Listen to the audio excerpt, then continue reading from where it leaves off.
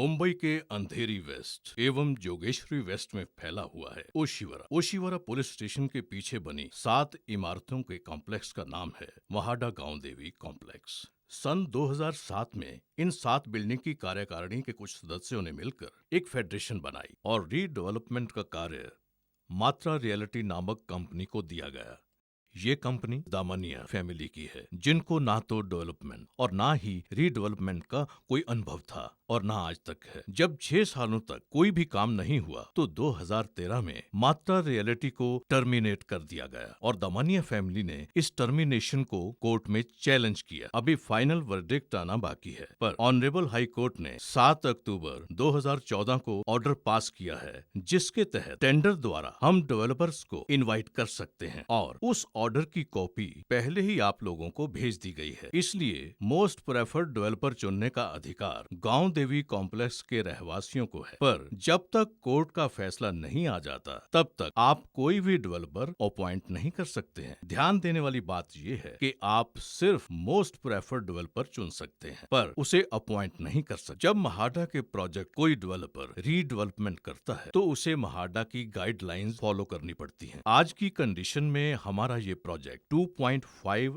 FSI के तहत ही हो सकता है। ओल्ड रूल के हिसाब से सभी लोग जो LIG यानी लो इनकम ग्रुप को बिलोंग करते हैं, उन्हें कम से कम 484 स्क्वायर फीट कारपेट एरिया मिलना ही चाहिए। ये महाडा का क्राइटेरिया है। PMC के अनुसार 35% एरिया जो balcony, dry balcony, dish area, बरामदा इत्यादि जो डेवलपर ऐड करते थे, वो डायरेक्टली मेंबर्स को जाना चाहिए। फंजिबल एरिया का 35% सभी का टोटल एरिया है 260 स्क्वायर फीट। इस पे PMC के अनुसार एग्जिस्टिंग एरिया का 35% मेंबर्स को फ्री मिलना चाहिए, जो होता है 91 स्क्वायर फीट मींस 484 प्लस 91, और जो हो जाता है 575 स्क्वायर फीट। बाकी एरिया पे डेवलपर को प्रीमियम भरना ही पड़ेगा। डेवलपर उस एरिया पर प्रीमियम तो भरता है, पर वो एरिया वो यूज नहीं कर सकता, तो वो एरिया वेस्ट हो जाएगा। तो वेस्ट होने से अच्छा है कि वो एरिया डेवलपर मेंबर को ही दे दे। इस तरह डेवलपर को कोई नुकसान नहीं हो रहा है और मेंबर्स को भी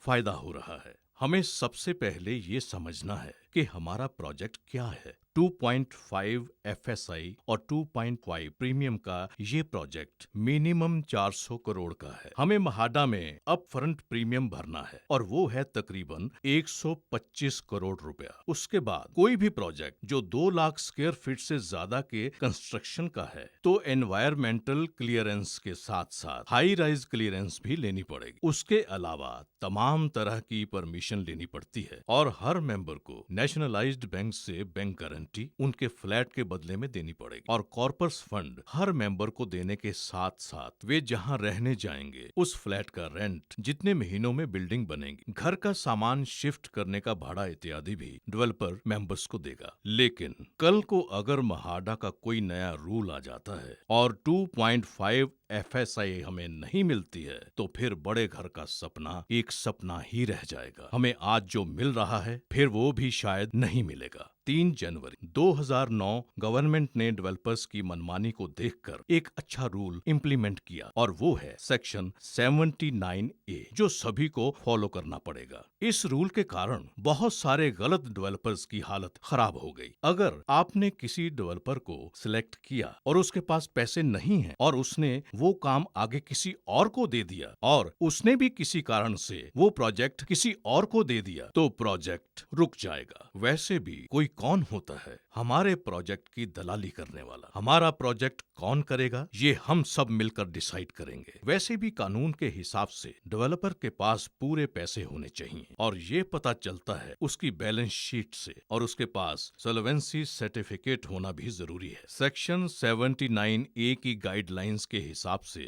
सबसे पहले आपको PMC अपॉइंट करना ही पड़ेगा। श्री RL शंखपाल साहब को हमारे गांव देवी कॉम्प्लेक्स का PMC सबसे पहली फेडरेशन ने ही अपॉइंट किया था और हम उन्हीं के सहयोग के साथ आज इस मुकाम तक पहुंचे हैं। दूसरा, आपको टेंडर बुलवाना पड़ेगा। हमने भी सील्ड टेंडर बुलवाया और 15 नवंबर 2014 को आए हुए सभी मेंबर्स के सामने ये सील्ड टेंडर्स पीएमसी ने ओपन किए। तकरीबन 12 डेवलपर्स ने टेंडर भरा, जिनके नाम हैं B G Shirke construction technology private limited, heritage lifestyle limited, joy home creators, Lashkaria housing and infrastructure private limited, Pluto housing development private limited, PNK redevelopment private limited, Rajendra G Shah and company, Romell real estate private limited, Rustomjee keystone realtors private limited,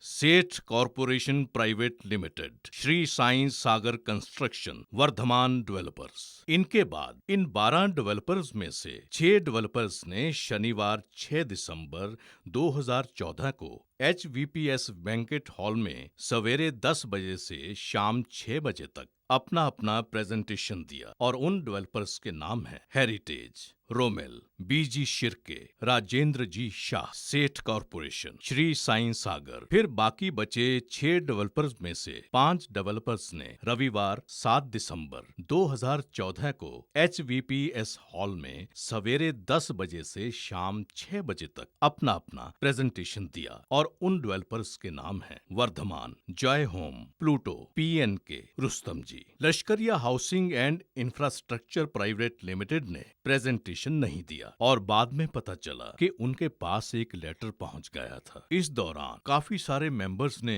उन सभी developers से सवाल जवाब भी किए। PMC ने इन 12 developers में से 5 डेवलपर्स शॉर्टलिस्ट किए। उनकी market value, balance sheet, construction quality, goodwill इत्यादि देखकर हमारी पीएमसी ने जिन 5 डेवलपर्स को शॉर्टलिस्ट किया उनके नाम हैं वर्धमान, रुस्तम जी, रोमेल, पीएनके, बीजी शिर्के। शनिवार 2 फरवरी और रविवार 3 फरवरी 2015 को अपनी अपनी सुविधा अनुसार काफी सारे मेंबर्स ने इन 5 डेवलपर्स से इंटरव्यू किया और सवालात किए, जिनका सभी डेवलपर्स ने जवाब दिया। तकरीबन सभी मेंबर्स का मानना था कि इन 5 डेवलपर्स से नया प्रपोजल मांगा जाए, एरिया, कॉर्पस फंड इत्यादि को बढ़ाकर देने के लिए कहा जाए। जब नया प्रपोजल मिला तो फिर से पीएमसी ने 5 डेवलपर्स में से 3 डेवलपर्स शॉर्टलिस्ट किए, एरिया, कॉर्पस फंड इत्यादि देखकर, जिनके नाम हैं Rustomjee keystone realtors private limited, 603 square feet, corpus 7 lakh, B G Shirke construction technology private limited, 601 square feet, corpus